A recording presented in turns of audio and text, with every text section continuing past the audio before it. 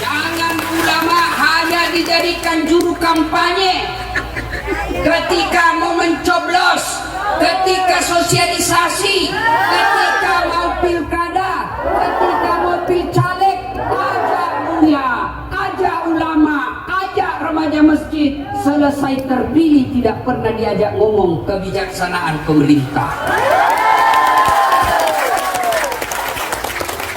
Maka selesai terpilih Pak Bupati, telepon semua ulama-ulama kita, remaja-remaja masjid kita, aktivis-aktivis dakwah kita. Ayo saudara-saudara para kaum ahli agama, tolong berikan masukan kepada kami untuk dijadikan pijakan apa kebijaksanaan yang akan kami lakukan 5 tahun ke depan. Enak, insya Allah kalau bupati mengambil kebijakan, bupati membuat perda yang diketuai oleh anggota DPR-nya dengan izin dan pertimbangan ulama, maka insya Allah kebijaksanaannya berdasarkan agama. Kalau kebijaksanaannya berdasarkan agama, maka kalian akan selamat dunia dan keputusanmu akan menjadi amal jariah di akhirat kelak. Tapi begitu kau tinggal ulama, apalagi sampai kau tangkepi ulama, maka tunggu kamu dikejar KPK. Kau selamat dari KPK, kau bisa bermain mata sama penegak hukum, tapi demi Allah malaikat tidak bisa kau tipu.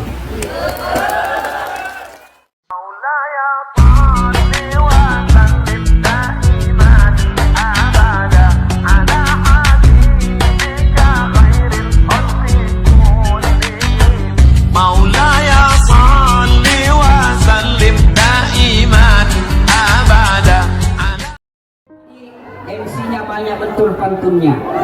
Saya juga mau berpantun. Ini pantunnya Pak Bupati yang ajar saya.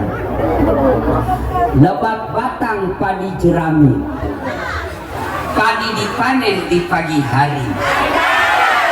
Niat hati berpoligami, apa daya takut istri. Ini pantunnya Pak Wakil Bupati. Dia ngajar saya. Burung cendrawasih terbang tinggi, mencari makan di pagi hari.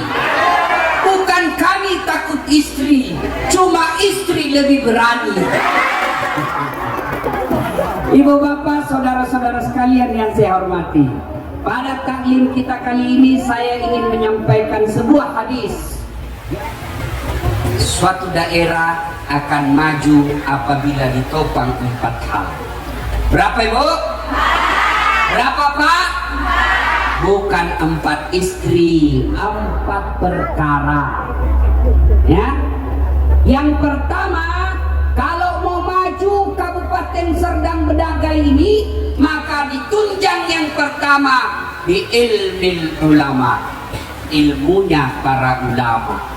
Maka Pak Bupati, Wakil Bupati, Pak Sekda yang saya hormati dan kita muliakan, kalau kabupaten ini mau maju, tolong mari ajak ulamanya untuk bersama-sama membangun kabupaten.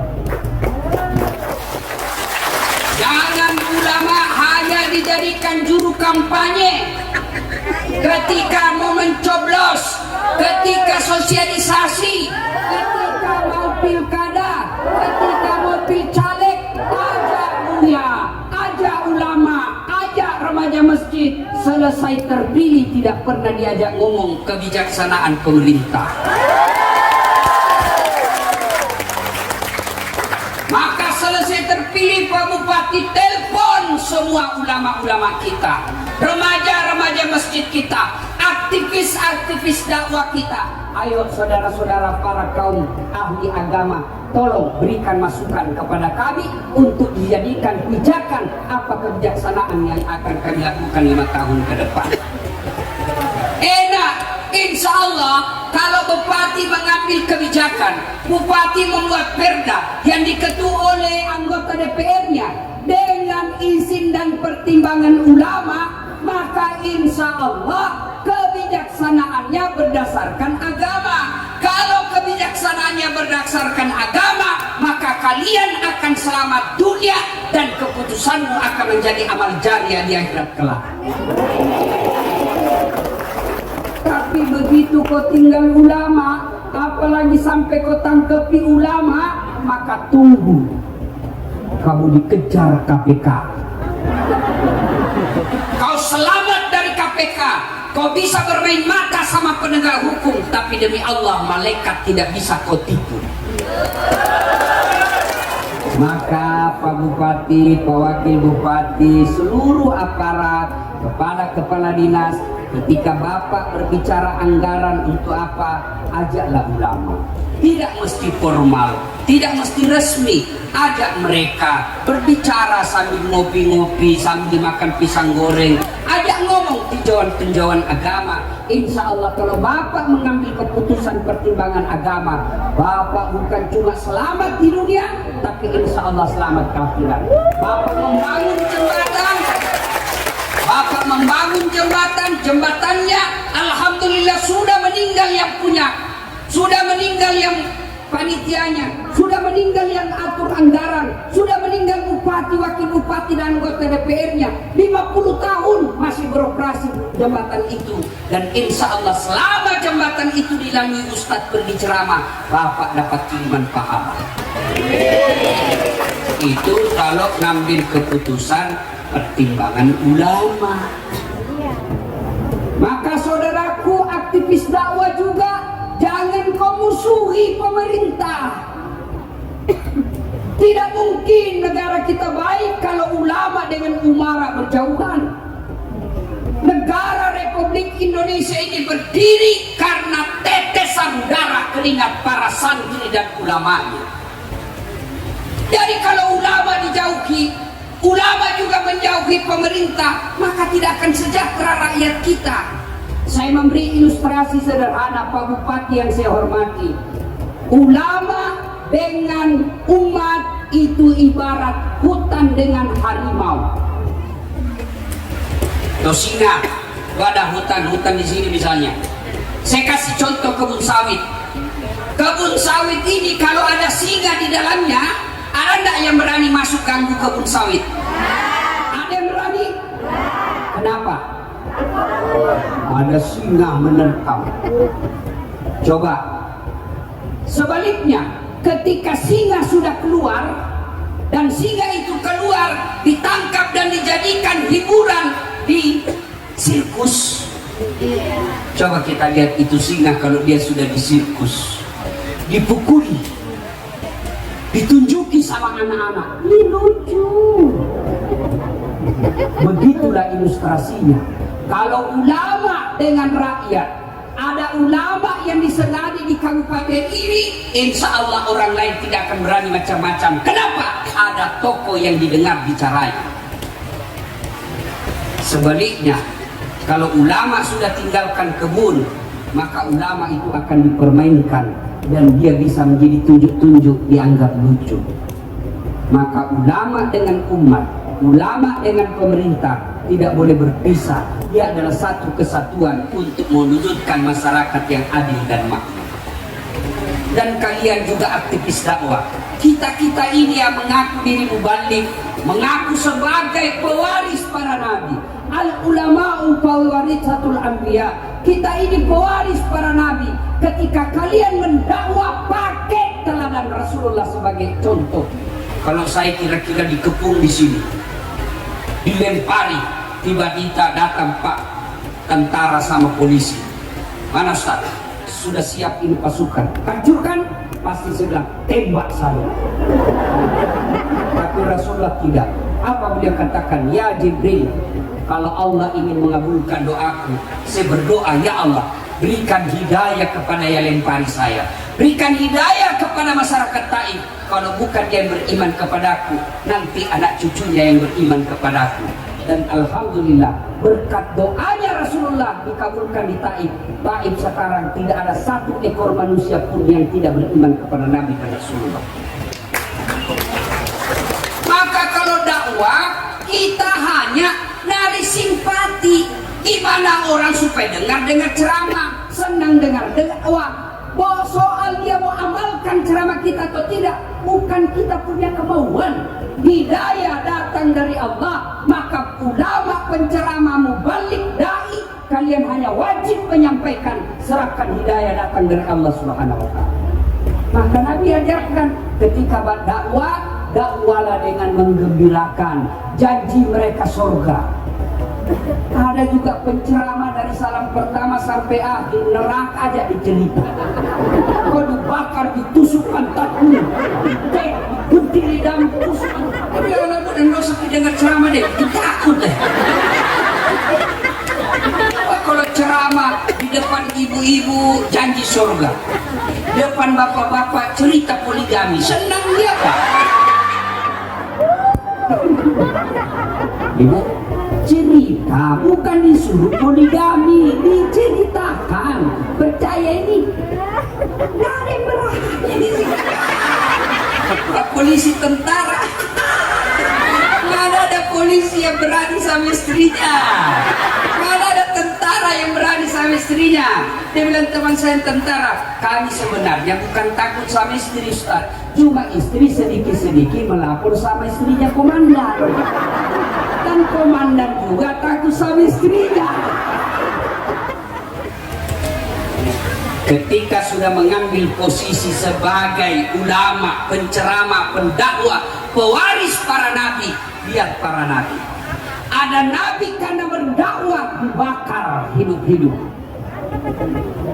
Ibrahim alaihissalam. Ada nabi yang diusir dari kampungnya karena berdakwah. Nabi Ayub alaihissalam. Ada yang sampai diasingkan dan nyebur ke laut demi berdakwah, Yunus alaihissalam. Jadi ketika kalian sudah mengambil posisi sebagai mubalik dan ketika berdakwah ada tantangan, maka siap kau dibully, siap kau dihina, siap kau dimaki, bahkan siap dipenjara, bahkan pada akhirnya siap seperti Ibrahim alaihissalam, dengan catatan betul-betul kamu amar ma'ruf nahi munkar. Saya orang ceramah, saya tidak senang kalau orang-orang bicara soal ini bid'ah, ini bid'ah, ini bid'ah. Bagi saya, kalau kau yakini benar, silahkan kau lakukan tanpa menyalahkan orang beribadah dengan cara yang berbeda. Mau kunut silahkan, jangan kau salahkan yang tidak kunut. Yang tidak kunut silahkan, jangan kau salahkan yang kunut. Aman. Yang mau maulid silahkan, jangan kau salahkan yang tidak mau maulid. Yang tidak mau maulid silahkan, jangan kau bilang sesat yang tidak maulid. Selesai itu, aman. Ini kita selalu bertengkar.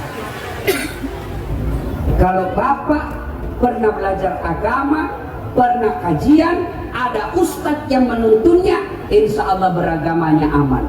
Tapi kalau belum pernah mondok, tidak pernah baca kitab, tidak pernah berguru dengan khusus, lalu tiba-tiba mau mengamalkan apa yang bapak cuma baca, biasanya itu salah dan sesat dalam menafsirkan sesuatu kitab.